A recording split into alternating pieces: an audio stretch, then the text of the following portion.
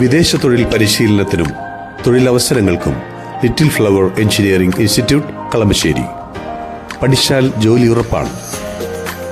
Cockroach Janata പാർട്ടിക്കെതിരായ ഹർജി അടിയന്തരമായി പരിഗണിക്കണമെന്ന ആവശ്യം സുപ്രീംകോടതി തള്ളിയതോടെ പാറ്റകൾ മോദിക്ക് മുകളിൽ പറക്കാൻ തുടങ്ങിയിരിക്കുന്നു. തകർക്കാൻ പറ്റാത്ത കോട്ടകളില്ല, കടമുടക്കാൻ കഴിയാത്ത വൻമരങ്ങളുമില്ല. ഇതെല്ലാം ജനാധിപത്യത്തിലെ രാഷ്ട്രീയ പോരാട്ടത്തിൽ സംഭവിക്കുന്നതാണ്. ഇന്ത്യൻ നാഷണൽ കോൺഗ്രസിന്റെ അപ്രമാദിത്വത്തിൽ അതിന് സാഹചര്യം കുറവായിരുന്നുവെങ്കിലും ഇന്നത്തെ രാഷ്ട്രീയ സാഹചര്യത്തിൽ ഏതു പാർട്ടിയെ തകർത്തെറിയാനും ഒരു ബുദ്ധിമുട്ടുമില്ല. കേന്ദ്രത്തിൽ നിലനിൽക്കുന്ന BJP ഭരണം BJP എന്ന പാർട്ടിയുടെ ഒരു ഗുണം കൊണ്ടോ മഹത്വം കൊണ്ടോ അല്ല. അത് നരേന്ദ്രമോദി എന്ന നേതാവ് ആദ്യം നേടിയെടുത്ത ഒരു തലയെടുപ്പ് തന്നെയായിരുന്നു. പക്ഷേ ഏതൊരു ഭരണാധികാരിയെയും പോലെ അദ്ദേഹത്തിനും കാലിടറി തുടങ്ങിയിട്ടുണ്ട്.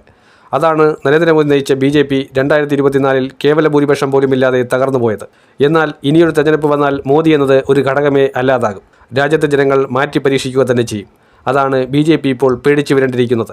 അതാണ് കോക്രോച്ച് ജനതാ പാർട്ടിയെ അവർ ഭയന്നിരിക്കുന്നതും.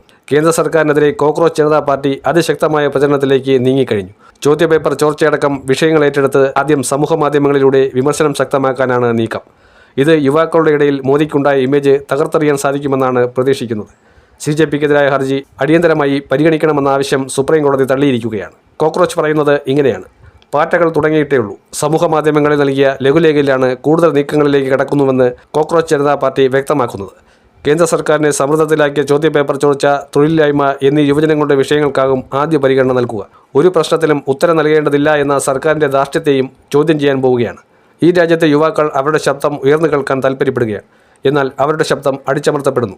ആ നടപടിയുടെ ഭാഗമാണ് കോക്രോച്ച് ജനതാ പാർട്ടിയുടെ സമൂഹ മാധ്യമ അക്കൗണ്ടുകൾ നിശബ്ദമാക്കാൻ ശ്രമിച്ചത്. അതുകൊണ്ട് ഒരു സ്വതന്ത്ര യുവജന പ്രക്ഷോഭമാണ് ഇപ്പോൾ ആലോചനയിലുള്ളത്.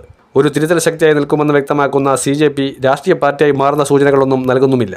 എന്നാൽ CJPക്കെതിരായ ഹർജി അടിയന്തര പ്രാധാന്യത്തോടെ പരിഗണിക്കേണ്ടതില്ല എന്ന നിലപാടിൽ സുപ്രീംകോടതി എത്തിയിരിക്കുന്നു. ചീഫ് ജസ്റ്റിസിന് മുൻപാകെ ഹർജി പരാമർശിച്ചപ്പോൾ വികാരപരമായി കാണേണ്ടതെന്നും യഥാസമയം പരിഗണിക്കാമെന്നും വ്യക്തമാക്കി.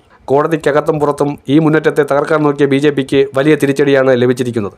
പാർട്ടിക്ക് പിന്നിൽ പ്രവർത്തിച്ചവർക്കെതിരെ CBI അന്വേഷണം വേണമെന്നും കേസെടുക്കണമെന്നുമായിരുന്നു ഹർജിയിൽ ആവശ്യപ്പെട്ടതെങ്കിൽ ആ ഹർജി തന്നെ തള്ളിക്കളഞ്ഞിരിക്കുകയാണ്. ഇത് നരേന്ദ്രമോദി സർക്കാരിൻ്റെ അധപ്പതനത്തിൻ്റെ തുടക്കമാണ്. യുവാക്കൾ ഇളകിയാൽ തകരാത്ത കോട്ടകളില്ല. അതിനധികം സമയവും വേണ്ട. നരേന്ദ്രമോദി സർക്കാരിൻ്റെ അടിത്തറ ഇളകുന്ന കാഴ്ച വിദൂരമല്ല.